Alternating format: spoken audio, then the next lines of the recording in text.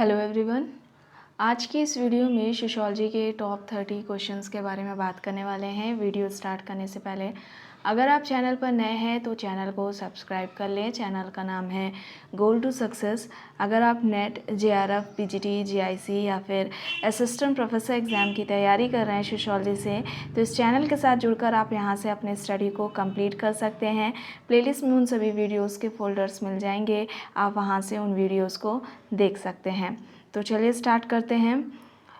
First question है, किसका कहना है कि कृषक समाज और अभिजात वर्ग का अन्य सामाजिक स्तरों में पारस्परिक निर्भरता का संबंध पाया जाता है?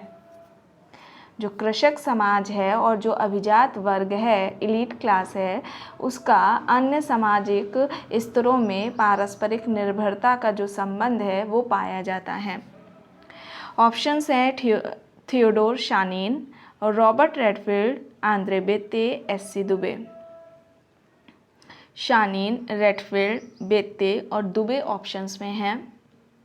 तो यहाँ पर फर्स्ट क्वेश्चन का राइट आंसर रॉबर्ट रेडफील्ड हो जाएगा। रॉबर्ट रेडफील्ड ने कृषक समाज की अवधारणा दी थी। ये इनके जनक हैं कृषक समाज की अवधारणा के। रॉबर्ट रेडफील्ड मैक्सिको के जो गांव था वहाँ पर उन्होंने अध्ययन किया और फिर उसके बाद उन्होंने कृषक समाज की अवधारणा दी थी। और रॉबर्ट रेडफील्ड कृषक समाज को अवशिष्ट समाज कहते हैं, ध्यान रखिएगा, अवशिष्ट समाज कहते हैं। और ये कहते हैं कि रूरल सोसाइटी से जब हम ट्राइबल सोसाइटी को अलग करते हैं तो जो बाकी का जो बचा हुआ भाग होता है वो क्या कहलाता है? कृषक समाज कहलाता है। इसीलिए उसे उन्होंने अवशिष्ट समाज कहा है। ठीक है, ग्रामीण समाज से जब हम जनजातीय समाज को अलग कर देंगे तो जो शेष भाग बचेगा उसको उन्होंने कृषक समाज यानी कि अवशिष्ट समाज कहा है रॉबर्ट रेडफील्ड ने। तो यहाँ पर ऑप्शन बी राइट हो जाएगा। नेक्स्ट है, परिस्थिति संरचना व भूमिका संरचना के बीच सीधा संबंध है और दोनों ही एक दूसरे के पूरक हैं। यह किसका तर्क है? ऑप्शन है बियरस्टेट, ब्रूम व सेल्जनिक, जॉनसन, लिंटन। ध्यान दीजिएगा, परिस्थिति संरचना और भूमिका संरचना की बात हो रही है और इनके बीच में सीधा संबंध, दोनों ही एक दूसरे के क्या हैं? पूरक हैं। Bierstedt, Broom and Selznick, Johnson, Linton options में हैं। तो यहाँ पर राइट आंसर क्या हो जाएगा? जॉनसन। ऑप्शन सी यहाँ पर क्या हो जाएगा? राइट आंसर हो जाएगा। सबसे पहले अगर स्टेटस एंड अ रोल यानी कि परिस्थिति और भूमिका की बात आती है, उसका परिस्थिति और भूमिका का जो व्यवस्थित अध्ययन है वो किसने किया था? लिंटन ने, रॉल्फ लिंटन ने सबसे पहले किया था। किस बुक में पूछते हैं? तो बुक का नाम क्या है? The study of man. Book का नाम क्या है? The study of man. Status के बारे में बात क्या करते हैं जो रॉल्फ लिंटन है, स्टेटस को क्या कहते हैं कि सामाजिक व्यवस्था के अंतर्गत, ठीक है, सोशल सिस्टम, सामाजिक व्यवस्था के अंतर्गत किसी व्यक्ति को किसी समय विशेष में जो स्थान, जो पद प्राप्त होता है, मिलता है, उसी को उस व्यक्ति की उन्होंने सामाजिक परिस्थिति कहा। और रोल की बात, जब भूमिका की बात करते हैं तो क्या कहते हैं कि जो भूमिका है वो परिस्थिति का गतिशील पहलू है। ये स्टेटमेंट ऐसे करके एग्जाम्स में कई बार पूछा जा चुका है कि जो भूमिका है वो परिस्थिति का गतिशील पहलू है, किसने कहा है? तो याद रखिएगा लिंटन है। और आपको प्लेलिस्ट में एक फोल्डर मिलेगा, status, role and a culture. ठीक है, status, role and a culture नाम से एक फ़ोल्डर मिलेगा। आप उस वीडियो को, उस फोल्डर्स में जाएंगे, उसमें आपको काफ़ी वीडियोस मिलेंगी देखने को, उन सभी को देख लीजिएगा।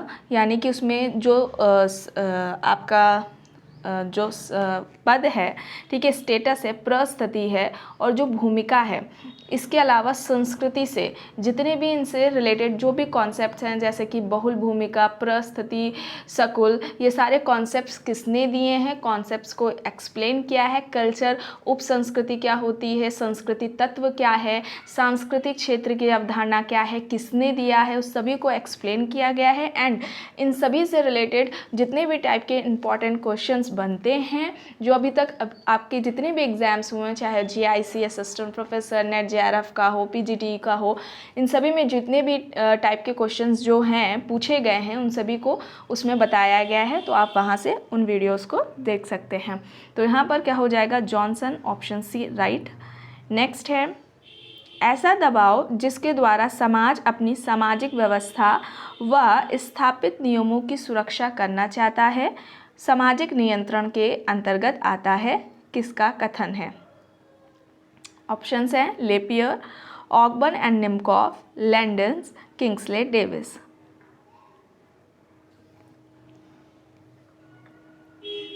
ऐसा दबाव जिसके द्वारा समाज अपनी सामाजिक व्यवस्था व स्थापित नियमों की सुरक्षा करना चाहता है, सामाजिक नियंत्रण कहलाएगा या सामाजिक नियंत्रण के अंतर्गत आता है। तो ये कहना ऑकबर्न एंड निमकॉफ का है। ऑप्शन बी यहाँ पर क्या हो जाएगा? राइट आंसर हो जाएगा। नेक्स्ट है, किसने संस्था को सांस्कृतिक व्यवस्था की एक इकाई कहा? जो संस्था है उसको सांस्कृतिक व्यवस्था की इकाई किसने कहा है? ऑप्शंस हैं Sumner, Gillin and Gillin, MacIver and Page, Charles Cooley. Sumner, Gillin and Gillin, MacIver and Page, Charles Cooley options में है। संस्था को सांस्कृतिक व्यवस्था की इकाई किसने कहा है? तो यहाँ पर right answer Gillin and Gillin, option b यहाँ पर क्या हो जाएगा? राइट हो जाएगा। नेक्स्ट है, सापेक्ष वंचना एक दशा है जिसमें व्यक्ति या समूह, ऑप्शंस देखते हैं। ऑप्शन ए है निर्धनता रेखा से ऊपर होते हुए भी पहले की अपेक्षा निर्धन हो गया है। ऑप्शन बी अपनी अधोमुखी गतिशीलता के कारण निर्धनता रेखा से नीचे आ गया है। ऑप्शन सी किसी समूह से अपनी तुलना करने पर वंचित महसूस करता है। एंड ऑप्शन डी भौतिक जीवन की अपनी आकांक्षाओं के संबंध में वंचित महसूस करता है। सापेक्ष वंचना एक दशा है जिसमें व्यक्ति या समूह क्या होगा? यहाँ पर किसी अन्य समूह से अपनी तुलना करने पर वंचित महसूस करता है, उसको हम सापेक्ष वंचना या सापेक्षिक वंचना कहेंगे। ऑप्शन सी यहाँ पर क्या हो जाएगा? राइट आंसर हो जाएगा। ठीक है, सापेक्षिक वंचना के कॉन्सेप्ट्स की बात करें, अवधारणा की बात करें, सापेक्षिक वंचना या सापेक्ष वंचना की अवधारणा, तो इसे सबसे पहले स्टॉफर ने दिया था। किसने दिया था? स्टॉफर ने सबसे पहले दिया था। और वंचना, सापेक्ष वंचना के अर्थ की बात की जाए, होता क्या है? तो दूसरे की अपेक्षा, ठीक है, दूसरे यानी दूसरा समूह या व्यक्ति हो सकता है, दूसरे की अपेक्षा वंचित महसूस करना। ठीक है, दो समूह के बीच में या दो व्यक्तियों के बीच में सामाजिक, आर्थिक, सांस्कृतिक असमानताओं को ये क्या करता है? दर्शाता है।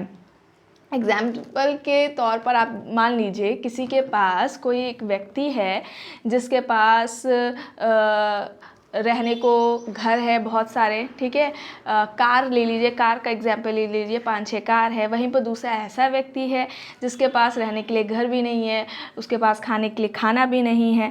तो यहाँ पर वो क्या हो जाएगी? उस व्यक्ति की स्थिति वंचना की हो जाएगी। ठीक है, वो व्यक्ति सामने वाले व्यक्ति की अपेक्षा क्या है? वंचित है।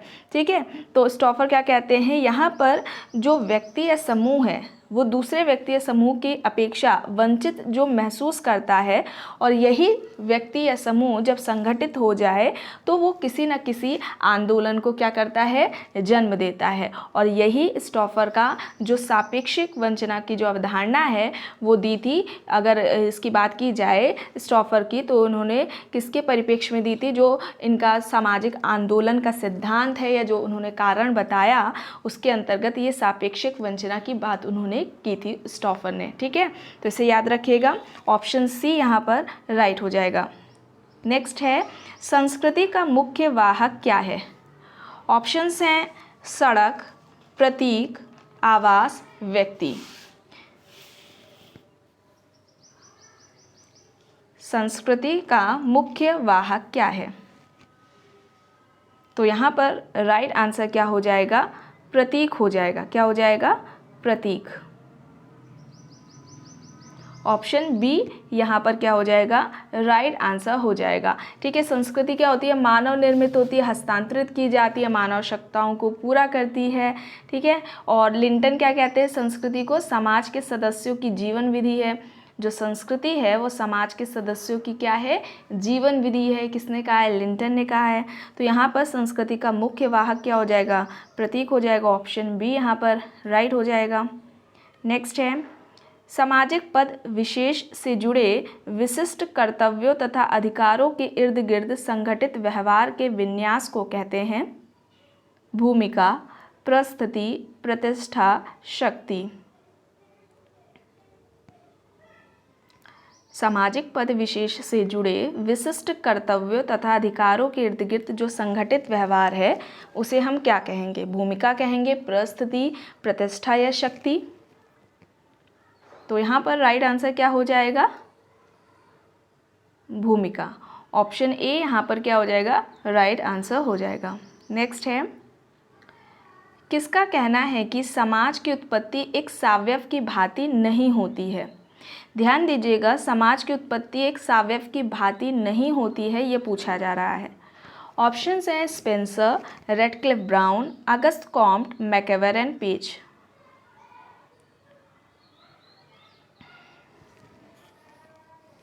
तो यहाँ पर right answer MacIver and Page, option D हो जाएगा। जैविक उद्विकास में अगर हम बात करें तो उसमें प्रकृति की भूमिका होती है, लेकिन अगर हम सामाजिक उद्विकास की बात करते हैं, समाज की उत्पत्ति की बात करते हैं, तो उसमें मानव प्रयास की भूमिका होती है। एंड ये कहना मैकेवेरन पेज का है। ऑप्शन डी यहाँ पर क्या हो जाएगा? राइट आंसर हो जाएगा। नेक्स्ट है, किसने कहा है कि आधुनिक समाज पूंजीपतियों व अभिजात वर्ग के हितों की सुरक्षा पहले करता है? जो आधुनिक समाज है, मॉडर्न सोसाइटी है, वो जो पूंजीपति हैं, कैपिटलिस्ट हैं और जो एलीट क्लास है, उनके जो हित हैं उनकी पहले सुरक्षा करता है। आइए ऑप्शंस देखते हैं। पेरेटो, जेक गुडी, दीपांकर गुप्ता, योगेंद्र सिंह। पेरेटो, जेक गुडी, दीपांकर गुप्ता, योगेंद्र सिंह ऑप्शंस में हैं। तो यहाँ पर राइट आंसर क्या हो जाएगा? जे गुडी। इनकी बुक का नाम क्या है? Production and reproduction. क्या है बुक का नाम? प्रोडक्शन एंड रिप्रोडक्शन बुक है, बुक का इनका नाम है। और इनका क्या कहना है कि जो आधुनिक समाज है उसकी सबसे बड़ी अगर उपलब्धि की बात की जाए, इन्होंने जो की है वो टेक्नोलॉजी को बताया है, तकनीकी तंत्र को बताया है। और ये जो तकनीकी तंत्र है वो क्या है? अभिजात वर्ग के हितों के लिए कार्य करता है। और जो आधुनिक समाज है उसको इन्होंने इसी वजह से कहा कि जो आधुनिक समाज है वो पूंजीपति और अभिजात वर्ग के हितों के लिए होता है, उसके लिए, उनके हितों के लिए वो कार्य करता है, उनकी पहली सुरक्षा करता है। ये कहना जे गुडी का है। ऑप्शन बी यहाँ पर राइट हो जाएगा। नेक्स्ट है, निम्न में से पूंजी के प्रकारों में से कौन बोर्दियो द्वारा दिए गए वर्गीकरण का भाग नहीं है? यानी कि जो पूंजी या संपत्ति की जो बात की थी बोर्दियो ने, इनमें से किस एक की बात उन्होंने नहीं की है? ऑप्शंस हैं आर्थिक पूंजी, व्यावसायिक पूंजी, सांस्कृतिक पूंजी या फिर प्रतीकात्मक पूंजी। आर्थिक पूंजी, व्यावसायिक पूंजी, सांस्कृतिक पूंजी, प्रतीकात्मक पूंजी है। तो यहाँ पर राइट आंसर क्या हो जाएगा? व्यावसायिक पूंजी। ऑप्शन बी यहाँ पर राइट हो जाएगा। एंड बोर्दियो ने वर्ग विश्लेषण के लिए संपत्ति या पूंजी के 4 रूपों की बात की थी। ठीक है, वर्ग विश्लेषण के लिए बोर्दियो ने संपत्ति या पूंजी के 4 रूपों की बात की थी, जिसमें आर्थिक पूंजी, सामाजिक पूंजी, सांस्कृतिक पूंजी और प्रतीकात्मक पूंजी की बात की है। और इन्होंने क्लास जो कल्चर है, वर्ग संस्कृति, उसकी अवधारणा भी दी हुई है। वर्ग संस्कृति की अवधारणा इंपॉर्टेंट है, याद रखिएगा किसने दी है, तो बोर्दियो हो जाएंगे वहाँ पर। यहाँ पर राइट आंसर ऑप्शन बी हो जाएगा। नेक्स्ट है, जहाँ जीवन है वहीं समाज है, या कथन किसका है? जहाँ जीवन है वहीं समाज है, या कथन किसका है? ऑप्शन से Karl Marx, MacIver and Page, Vilfredo Pareto, John levy.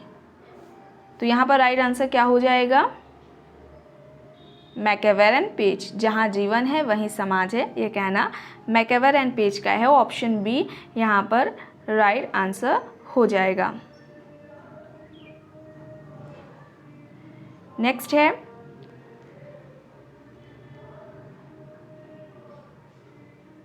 T Veblen द्वारा प्रतिपादित सामाजिक परिवर्तन सिद्धांत में निम्नलिखित का कौन सा सही कालानुक्रम है? कालानुक्रम है कौन सा सही? वेबलन ने जो सामाजिक परिवर्तन का सिद्धांत दिया था, तकनीकी विकासवाद, कर्म कौशल की सही प्रवृत्ति, विचारधारा और आदत में परिवर्तन। तकनीकी विकासवाद, कार्य कौशल की सही प्रवृत्ति, विचारधारा और आदत में परिवर्तन। तो यहाँ पर राइट आंसर क्या हो जाएगा? पहला कार्य कौशल की सही प्रवृत्ति, फिर तकनीकी विकासवाद और विचारधारा और आदत में परिवर्तन, यानी कि ऑप्शन बी यहाँ पर क्या हो जाएगा? राइट आंसर हो जाएगा। ठीक है। सामाजिक परिवर्तन की बात करें तो ये क्या है? काफ़ी जटिल अवधारणा है। ठीक, समाज में ही ऐसे कई कारक होते हैं जो कि सामाजिक संरचना को क्या करते हैं? प्रभावित करते हैं। ठीक है, लेकिन साथ ही यहाँ पर कुछ ऐसे समाजशास्त्री हैं जो कि मात्र एक कारक को ही, जैसे कि बताया गया ना, समाज में कई कारक होते हैं जो कि सामाजिक संरचना को क्या करते हैं? प्रभावित करते हैं। पर ऐसे समाजशास्त्री कुछ हैं जो मात्र एक कारक को ही, ठीक है, सिर्फ एक कारक को सामाजिक परिवर्तन का मुख्य कारण मानते हैं। उस वजह से उनको क्या कहा जाता है? निर्धारणवादी कहा जाता है। ठीक है, यहाँ पर क्यों बताया जा रहा है? यहाँ पर जो वेबलन हैं उनको तकनीकी निर्धारणवादी कहा जाता है। ठीक है, ध्यान रखिएगा, तकनीकी निर्धारणवादी ऐसे कई सारे आपको मैचिंग में पूछ लिया जाता है। ठीक है, तकनीकी निर्धारणवादी, आर्थिक निर्धारणवादी, सांस्कृतिक निर्धारणवादी, राजनीतिक निर्धारणवादी कौन है, आप सबको पहले बताया जा चुका है। तो यहाँ पर तकनीकी निर्धारणवादी में वेबलन आ जाएंगे, ऑकबर्न आ जाएंगे, मैकेवर आ जाएंगे। जो आर्थिक निर्धारणवादी है उसमें कौन है? कार्ल मार्क्स है। ठीक है, तो इसे याद रखिएगा। ऑप्शन बी यहाँ पर क्या हो जाएगा? राइट हो जाएगा। नेक्स्ट है, किसने कहा है कि प्रतिस्पर्धा पूंजीवाद की एक विशिष्ट आवश्यकता है? जो प्रतिस्पर्धा है वो पूंजीवाद की एक विशिष्ट आवश्यकता है, किसने कहा है? ऑप्शंस हैं Max Weber, Karl Marx, Herbert Spencer, Kingsley Davis. तो यहाँ पर राइट आंसर क्या हो जाएगा? Karl Marx. ऑप्शन बी यहाँ पर राइट आंसर हो जाएगा। मार्क्स इंपॉर्टेंट है, मार्क्स, वेबर, स्पेंसर, ठीक है, डेरनड्रॉफ, ग्रामसी, Coser, Parsons, Merton, कूले, meet, Schutz, bloomer, ऐसे देरिदा हो गया, आपका एंथनी गिडेंस हो गया, इन सभी से रिलेटेड क्वेश्चंस आपके एग्जाम्स में पूछे ही जाते हैं, चाहे वो नेट का हो, पीजीटी, जीआईसी, असिस्टेंट प्रोफेसर हो, हर एग्जाम्स में पूछे जाते हैं। प्लेलिस्ट में आपको फोल्डर्स मिल जाएंगे। अगर आप चैनल पर नए हैं, आपने वीडियोस नहीं देखी हैं, तो आप प्लेलिस्ट चेक कर लीजिएगा, वहाँ पर फोल्डर्स आपको सबके अलग अलग बना दिए गए हैं, वहाँ पर आपको मिल जाएंगे, उनको ज़रूर देख लीजिएगा। कार्ल मार्क्स से भी रिलेटेड आपको फोल्डर मिलेगा जिसमें कि इम्पॉर्टेंट्स जो क्वेश्चंस हैं आपके, जो अभी तक जितने भी एग्जाम्स हुए हैं जिसमें पूछे जा चुके हैं, उनको बताया गया है, प्लस उनका जो कॉन्सेप्ट्स है मार्क्स का, उन्होंने जो थियरीज दी हैं, जैसे कि उनका जो वर्ग संघर्ष, यानी जो उनका क्लास कॉन्फ्लिक्ट का है, सरप्लस वैल्यू, अतिरिक्त मूल्य की अवधारणा जो दी है, स्वयं में वर्ग, स्वयं के लिए वर्ग क्या, ऐतिहासिक भौतिकवाद क्या है, समाजवाद की जो बात की है वो क्या है, ठीक है, अधोसंरचना, अधिसंरचना क्या होती है, इन सभी के बारे में वहाँ अच्छे से एक्सप्लेन किया गया। इसके अलावा कार्ल मार्क्स से रिलेटेड महत्वपूर्ण जो कथन होते हैं, इंपॉर्टेंट जो स्टेटमेंट्स हैं, ठीक है, आपको स्टेटमेंट दे दिया जाएगा, पूछ लिया जाएगा ये किसने कहा है, ठीक है, तो उस तरीके से भी आपको वीडियोस मिल जाएंगे, आप वहाँ से देख सकते हैं, आपके लिए इम्पॉर्टेंट है। तो यहाँ पर प्रतिस्पर्धा पूंजीवाद की एक विशिष्ट आवश्यकता है, कहना किसका है? कार्ल मार्क्स का है। ऑप्शन बी यहाँ पर क्या हो जाएगा? राइट आंसर हो जाएगा। नेक्स्ट है, सामाजिक गतिशीलता की प्रक्रिया में संस्कृतिकरण के विश्लेषण हेतु एम.एन. श्रीनिवास ने आर.के. मर्टन के कौन से सिद्धांत को अपनाया है? सामाजिक गतिशीलता की प्रक्रिया में संस्कृतिकरण के विश्लेषण हेतु एम.एन. श्रीनिवास ने आर.के. मर्टन के कौन से सिद्धांत को अपनाया? ऑप्शंस है मध्य अधिसीमा का सिद्धांत, सामाजिक विचलन का सिद्धांत, संदर्भ समूह का सिद्धांत, परिस्थितियां भूमिका का सिद्धांत। तो यहाँ पर राइट आंसर क्या हो जाएगा? संदर्भ समूह का सिद्धांत। ऑप्शन क्या हो जाएगा? सी यहाँ पर राइट आंसर हो जाएगा। नेक्स्ट है, निम्न में से किसने सामाजिक स्त्रीकरण का प्रकार्यात्मक सिद्धांत प्रतिपादित किया है? सामाजिक स्त्रीकरण का प्रकार्यात्मक सिद्धांत पूछा जा रहा है। ऑप्शंस हैं डेविस तथा Moore, Marx and Weber, Parsons, Warner. Social stratification का है, आपको फोल्डर मिल जाएगा प्लेलिस्ट में, वहाँ पर ये बताया गया है। जो थियोरीज़ हैं वो बताई गई हैं, इनसे रिलेटेड जो इम्पोर्टेंट क्वेश्चंस बनते हैं उनको भी वहाँ पर बताया गया है। तो यहाँ पर क्या हो जाएगा राइट आंसर, डेविस, मूर और पार्सन्स। ऑप्शन सी यहाँ पर क्या हो जाएगा राइट आंसर हो जाएगा, सी यहाँ पर राइट आंसर हो जाएगा। डेविस एंड मूर की बात की जाए तो जो स्ट्रैटिफिकेशन का जो उन्होंने थ्योरी दी थी वो बुक क्या है उससे related, some principles of stratification. Some principles of stratification है, 1945 में आई थी। और इन्होंने क्या कहा था कि जो स्त्रीकरण है वो सभी समाजों में पाया जाता है। तो यहाँ पर ऑप्शन सी क्या हो जाएगा राइट आंसर हो जाएगा। नेक्स्ट है, किसने अंतःविवाह को रूढ़िवादी जबकि बहिर्विवाह को प्रगतिवादी कहा है? ऑप्शंस हैं G P Murdock, Sumner and Keller, Lucy Mair, Parsons. अंतःविवाह को रूढ़िवादी जबकि बहिर्विवाह को प्रगतिवादी किसने कहा है? तो यहाँ पर right answer Sumner and Keller हो जाएगा, ऑप्शन बी यहाँ पर राइट हो जाएगा। नेक्स्ट है, किसने कहा है कि अपराध वह क्रिया है जिसे राज्य ने सामूहिक कल्याण के लिए हानिकारक घोषित कर दिया है और जिसके कर्ता को दंडित करने की जो शक्ति है वो राज्य में है? ऑप्शंस हैं Landis and Landis, Elliott and Merrill, Durkheim, Kingsley Davis.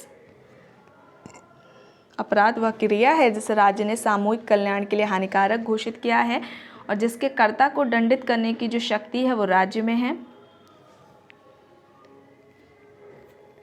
तो यहाँ पर right answer Landis and Landis, option A यहाँ पर राइट हो जाएगा।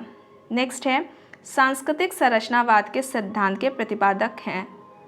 अब ध्यान दीजिएगा, सांस्कृतिक संरचनावाद पूछा जा रहा है।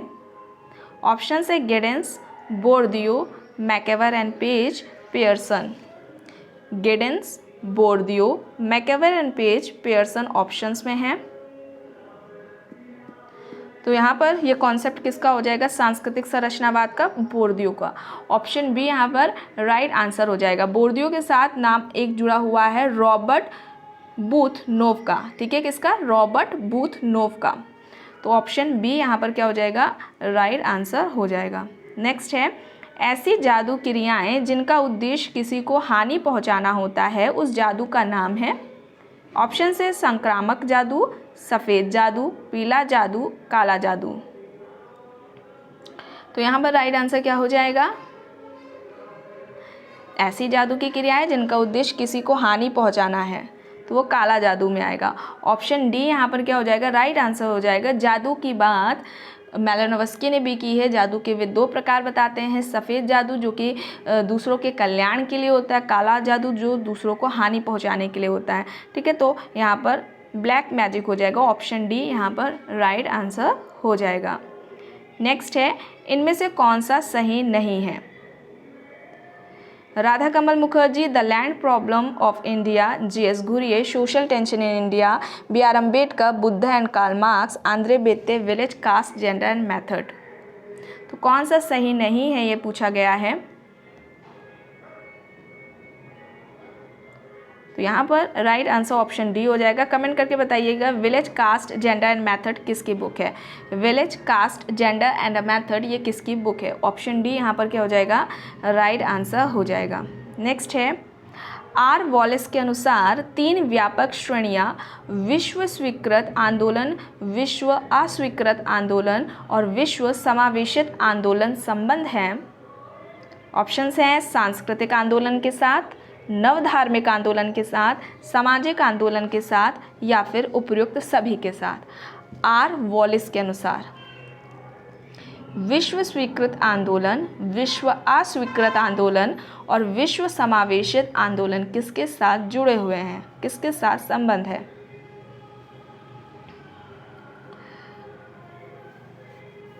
तो यहाँ पर राइट आंसर नवधार्मिक आंदोलन हो जाएगा, ऑप्शन बी यहाँ पर राइट आंसर हो जाएगा। नेक्स्ट है, मीड के अनुसार निम्न में से किस अवस्था में स्व की अवधारणा जन्म लेती है और उसका विकास होता है? ऑप्शन है प्रारंभिक क्रिया की अवस्था, क्रीड़ा की अवस्था, खेल की अवस्था, उपयुक्त सभी।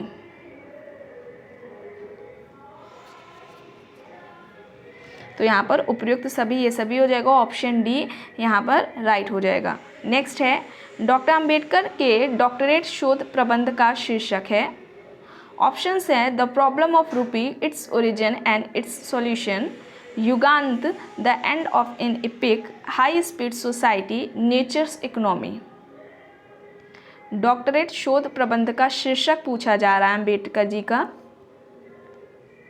तो यहाँ पर राइट आंसर क्या हो जाएगा, the problem of rupee, its origin and its solution. Option A यहाँ पर राइट आंसर हो जाएगा।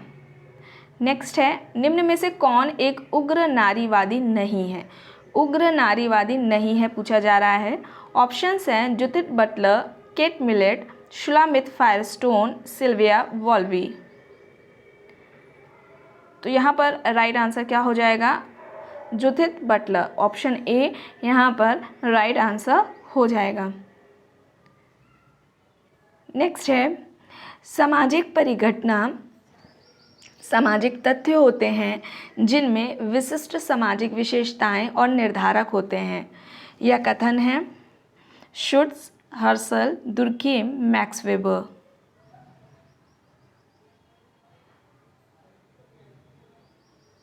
सामाजिक परिघटना सामाजिक तथ्य हैं जिनमें विशिष्ट सामाजिक विशेषताएं और ये निर्धारक होते हैं। ऑप्शन से शुट्ज़, हर्शल, दुर्कीम, मैक्स वेबर। तो यहाँ पर राइट आंसर दुर्कीम हो जाएगा। ऑप्शन सी यहाँ पर राइट आंसर हो जाएगा। सोशल फैक्ट का इनका कॉन्सेप्ट रहा है दुर्कीम का, ठीक है। और ये अवधारणा इन्होंने सबसे पहले दी थी। किस बुक में बात पूछ ली जाए तो बुक का नाम है the rules of sociological method. ध्यान रखिएगा, the rules of sociological method में इन्होंने सोशल फैक्ट का जो कॉन्सेप्ट है, सामाजिक तथ्य की जो अवधारणा है वो इन्होंने दी हुई है। सामाजिक तथ्य के बारे में क्या बताते हैं कि इसका जो सोशल फैक्ट है ना, सामाजिक तथ्य है, उसको वस्तु की तरह प्रयोग करते हैं और ये कार्य करने के, सोचने के या अनुभव करने के क्या है, ये सभी समान तरीके हैं। किसी कार्य को करने का, सोचने का, अनुभव करने का, ये क्या है, एक समान तरीका है सामाजिक तथ्य, और ये हर समाज में समान रूप से पाया जाता है, ऐसा कहना दुर्कीम का। इसके अलावा इनके जो दुर्कीम के कॉन्सेप्ट्स हैं, सामूहिक प्रतिनिधान, सावयवी और यांत्रिक एकता हो जाएगा। आत्महत्या का इन्होंने थियरी दी हुई है सुसाइड बुक में ना, बुक भी इनकी सुसाइड, और 4 तरीके की बताई थी आत्महत्या की बात की थी इन्होंने। श्रम विभाजन का जो कॉन्सेप्ट है वो है इनका, और धर्म का सामाजिक सिद्धांत भी दिया हुआ है, और टोटेम को धर्म की उत्पत्ति का इन्होंने क्या माना था, कारण माना था। एक स्टेटमेंट आता है समाज ही क्या है, वास्तविक देवता है, तो ये दुर्कीम का कहना है। पूछते हैं किसने कहा है, तो यहाँ पर राइट आंसर क्या हो जाएगा, ऑप्शन सी यहाँ पर राइट हो जाएगा। एक आपको फोल्डर मिलेगा, ठीक है, स्टेटमेंट करके काफ़ी सारे एग्जाम्स में पूछे जाते हैं, है ना। ये तर्क किसका है, महत्वपूर्ण ये जो कथन है, स्टेटमेंट वो किसका है। तो आपको एक फोल्डर मिल जाएगा जिसमें होगा समाज शास्त्रियों से संबंधित महत्वपूर्ण तथ्य, ठीक है, फैक्ट्स, जो सोशोलॉजी से रिलेटेड जितने भी फैक्ट्स हैं वहाँ पर उन वीडियोस में बताया गया है, और ये सारे काफ़ी वीडियोस हैं, तो उन्हें एक एक करके ज़रूर देख लीजिएगा। उसमें सारे हैं, जैसे दुर्कीम का उसमें मिल जाएगा, मार्क्स का मिल जाएगा, वेबर का क्या है स्टेटमेंट, ग्रामसी का क्या है, ये सभी उसमें मिल जाएंगे।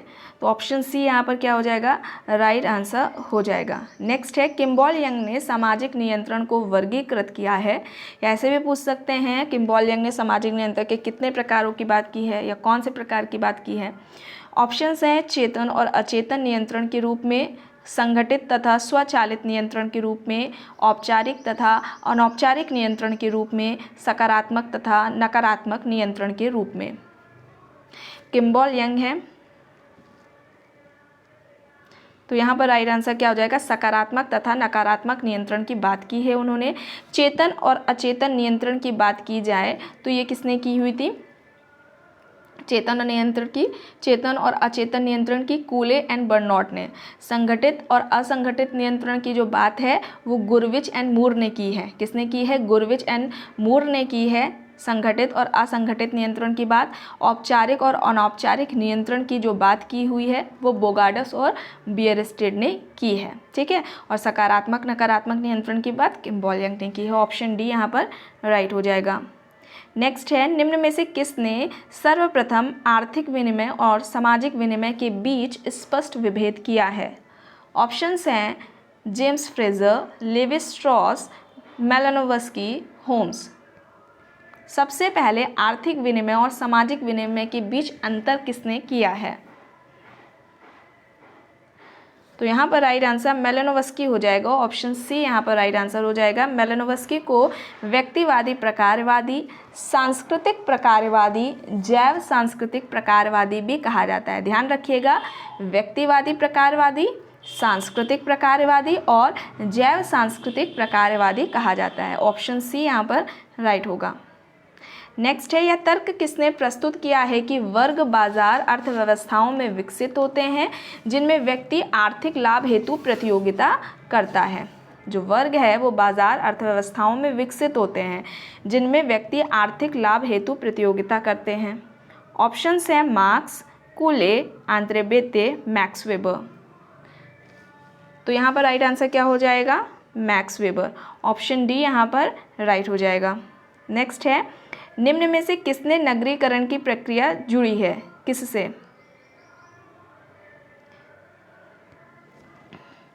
ऑप्शंस हैं ग्रामीण से नगरीय क्षेत्रों की ओर जनसंख्या का हस्तांतरण, नगरीय केंद्रों की संख्या में वृद्धि, नगरों में स्वाभाविक रूप से जनसंख्या वृद्धि, या फिर उपरोक्त सभी। नगरीकरण से संबंधित कौन से हैं यहाँ पर?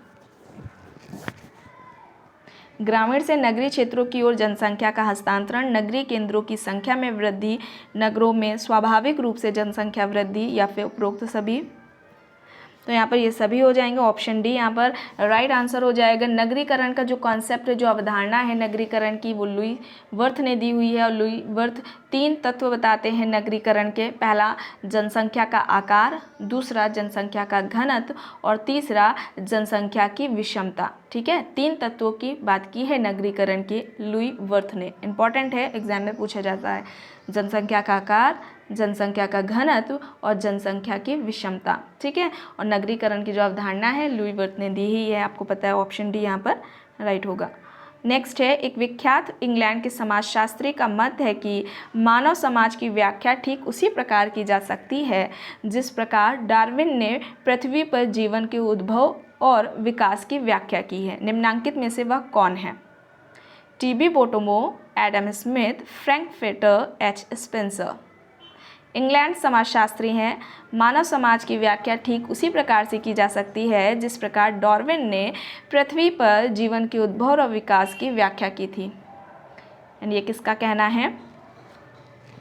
हर्बर्ट स्पेंसर का। ऑप्शन डी यहाँ पर राइट आंसर हो जाएगा। तो फ्रेंड्स, आज की वीडियो में बस इतना ही। आई होप ये आपको वीडियो पसंद आई होगी। अगर पसंद आई है तो प्लीज़ लाइक करिएगा, कमेंट करके ज़रूर बताइएगा। चैनल पर अगर आप नए हैं तो प्लीज़ चैनल को भी ज़रूर सब्सक्राइब कर लीजिएगा।